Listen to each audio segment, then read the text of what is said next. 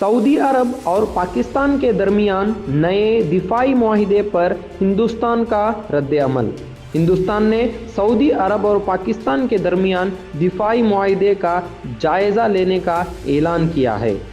امریکہ کے ایک یوگا گرو گرفتار۔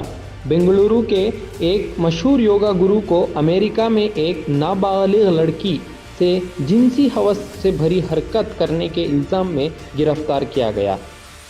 جی ایس ٹی میں تبدیلی۔ 22 ستمبر سے نئے ٹیکس ریٹ کو لاگو ہوں گے۔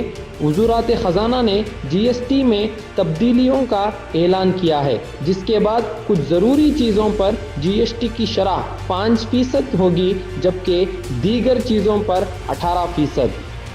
بی ایس این ایل اور ڈپارٹمنٹ آف پوسٹ کے درمیان نیا معاہدہ۔ بی ایس این ایل نے ڈاک کے شعبے کے ساتھ ایک معاہدہ کیا ہے تاکہ دور دراز علاقوں میں ٹیلی کام سروسز کو بہتر بنایا جا سکے۔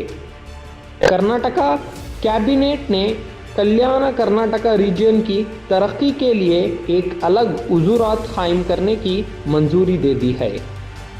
ایک تیز رفتار ٹرک نے ایک فوڈ ڈیلیوری ایگزیکٹو کو کچل دیا، جس سے اس کی موقع پر ہی موت ہو گئی۔ B T U engineering students کو زبان سکھائے گی۔ وشویشوریا ٹیکنالوجی یونیورسٹی نے اعلان کیا ہے کہ وہ انجینئرنگ کے طلباء کو آن لائن پلیٹ فارم کے ذریعے ودیشی زبانیں سکھائے گا۔